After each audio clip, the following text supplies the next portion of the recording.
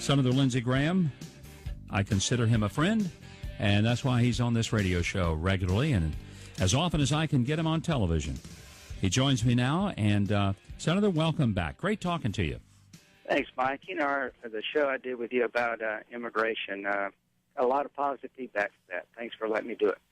You know, I appreciate that opportunity because I really think that the time has come that Republicans need to start talking not about what we're against, but what we're for, how we're going to solve problems, not just how we're going to put a spotlight on problems, and tell everybody how upset we are that we have one. Amen. Speaking of that, I want to get to Benghazi, but before we do, you were on Meet the Press yesterday. Right. You made some comments that are very comparable to some things that I said over the weekend on Saturday on my show, and have said even earlier this hour on this radio show, that as a Republican Party, it doesn't help us if we go out and essentially insult everybody who's poor and make it like they're a bunch of slackers. There may be some slackers, but there are a lot of people who work hard, and the benefits they get from the government, maybe they've resigned themselves to think that's all they can get. You couldn't be right. There's some people takes the system for a ride. There's no doubt about that. And we need to make these government programs sustainable. They need to be reformed. But the truth of the matter is, Mike, we're all one car wreck away from needing help ourselves. Yep. And if you're down on your luck, it doesn't mean you have a character flaw. And a lot of times we come across as if people who are needing help, all of them have character flaws. And that's not true. My parents died 15 months apart when I was in college, and I had a 13-year-old sister. She received Social Security survivor benefits, helped her go to college, and got Pell Grants. And I want to make the government affordable and sustainable. I don't think the problem in this country is that we're too generous to people who have, bad luck or meet hard times. It's just we're not smart about creating opportunity and jobs. I want to make it easier for people to get off welfare. That means you got to have people hiring. And Obama's economics are really damning the poor because you can't get a job in his economy. Well, Senator, one of the things that I've wondered, if the Republicans are so, and not you and me, because I know we have a different approach to this, but let's say if some of our Republican brethren want to talk about how the government needs to quit handing out things, shouldn't that include handing out bonuses and benefits to big banks and insurance companies that were recklessly mismanaged by the billions of dollars? I just don't hear the consistency there. So a bailout's a bailout, top or bottom, whether it's a big company or somebody trying to struggle to put food on the table. Right. I mean, when we had the financial collapse, we had to keep financial systems from tanking like the Great Depression. But the car bailout, just where does all this stop? That's why I want to simplify the tax code. The biggest beneficiary of capping deductions and taking special interest deals out of the tax code would be the working man and woman, because they don't benefit from most of these special deals. So a simple flat tax, and you've been for the fair tax, that gets more people paying in the system in a fair way. The current tax code is a special interest giveaway program, and that's why I want to simplify the tax code as part of any big deal. Well, hear. I'm on board with that, Senator, as you well know. I want to turn our attention, because one of the reasons we wanted to visit with you was over the ongoing controversy that doesn't end. In fact, I think it gets more interesting. The Benghazi situation, we now know that the intelligence was clear. It was terrorism. General Petraeus knew that within 24 hours. Talking points were edited. We don't know who did it or why they did it. White House says it didn't do it. When are we going to find out just who created this narrative that a film was all responsible for what turned out to be, and knew from the beginning, a terrorist attack on Benghazi's government facility there? Well, I hope you understand this, Mike. I don't mind helping the president when I think he's right and when he's doing hard things, like maybe keeping troops past 2014 in Afghanistan. But the reason I'm so hell-bent, pardon my French here, to get to the bottom of it, is that four Americans were killed serving this country in a dangerous environment, and I blame the president for letting the consulate become a death trap. The British left Benghazi we had all kind of reports that Al-Qaeda was all over the place. And here's the rub. You're right. This story not only is more interesting, it's more disturbing. General Petraeus said that he informed the White House and everybody who was in earshot that Al-Qaeda was involved.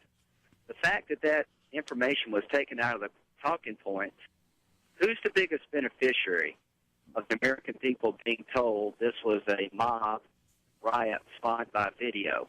Isn't it the president's reelection? If, in fact, the American people knew 3 weeks before his election that Al-Qaeda was alive and well and killed 4 Americans in Benghazi, so much for the narrative, bin Laden's dead, Al-Qaeda's dismantled. Well, the president came after you and Senator McCain specifically in his news conference the other day, got very prickly because he was just totally unhappy that you would question Ambassador Susan Rice, but frankly, I thought your questions were quite legitimate. What the heck is the UN ambassador going out there being the point person for the administration? That's not within her wheelhouse. And then these talking points that she read were clearly absolutely untrue, and somebody had to have known they were untrue and trotted them out there anyway. This is where it helps to be a country lawyer and not think too much about the obvious. Sometimes is the answer. Number one, about the president and John McCain and Lindsey Graham. This is a political dodge. He has not given any information to the American people or answered any relevant, legitimate question. He won't give us any details about what he knew, when he knew it, and what he did about it. So I'm going to keep asking questions. It's not personal. Senator Obama sure as heck didn't have any problem holding President Bush's feet to the fire in Iraq, and he voted against Gonzales, Alito, and Roberts. So, you can't have it both ways. I don't mind praising him for bin Laden, but we're going to get to the bottom of Benghazi. And here's what I think really is going on here. Why would you pick, as you said, someone who had nothing to do with Benghazi, knew nothing about it, to explain it to us all?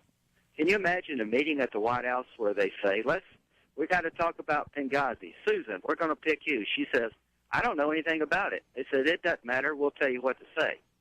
They picked the most politically compliant person who would read anything they gave her, and I'm supposed to be the bad guy? Please. Talk is that she will be nominated to be the Secretary of State when Hillary Rodham Clinton leaves. How will you vote on that in the Senate? Well, I think she'd be asked a lot of hard questions, but it's not about Susan Rice. In many ways, she's a bit player. She'll be held accountable for what she did in misleading the American people. But it's the president. And where was Hillary Clinton? Why was she not out explaining Benghazi? Because the consulate was under her control. What the heck's going on here? If the Democrats expect us to just give the president a pass where you had complete system failure, the consulate should have been closed like the British did, should have been reinforced if not closed. How could for 8 hours you not help these poor people on 9/11? Where was the military? The president said he ordered people to help reinforce the consulate. Well, why didn't anybody go to their aid? We're not going to give up on this because you can't allow any administration to have a massive national security failure and not be held accountable for it. Over the weekend, Senator Joe Lieberman did take issue with the idea of your suggestion to have a special committee, and I loved what he said. He called you and John McCain his two amigos, which I love that. What a term of endearment. Clearly, this is not a rancorous disagreement between you and your good friend, Senator Lieberman. But talk about the different dynamics between a special committee, a select committee, versus letting the standing committees look into Benghazi. What is the advantage? Well, one is order and the other is chaos. You've got Republicans and Democrats giving you different versions about what General Petraeus said behind closed doors, right? Mm-hmm. When we investigate the Department of Defense about their response on 9/11, why they couldn't help these folks for 8 hours, it will be done separately.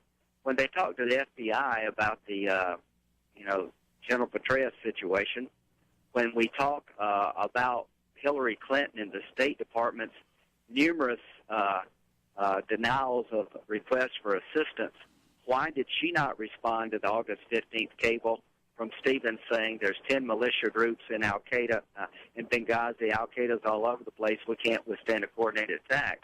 If you let 4 committees, Homeland Security 5, go off in different directions, information's going to fall through the cracks. What I'm suggesting is combine your resources, have the same group of people asking questions of everybody. Why not Hillary Clinton? Why Susan Rice? Why did she not know that Al-Qaeda was responsible? I find it hard to believe she didn't. Why did the president himself claim that this was a mob riot 2 weeks after the attack? Who took out the information about Al-Qaeda in the talking points?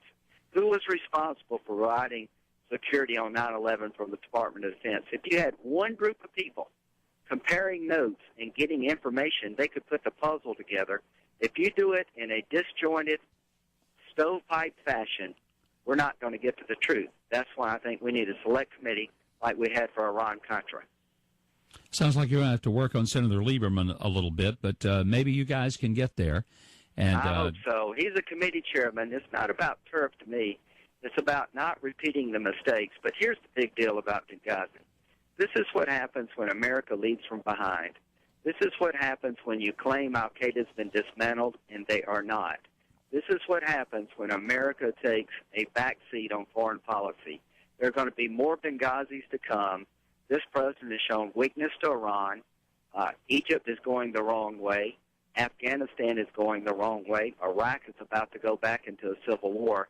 And I blame President Obama's foreign policy strategy for Benghazi and a breakdown of the Mideast like we haven't seen in generations. He either changes strategy or the Mideast is going to blow up. Senator, it is always great to visit with you, and I appreciate your candor. That's one reason I like to chat with you. And if I don't get a chance, I wish you a very happy Thanksgiving. Thank you, and I promise your listeners we will get to the bottom of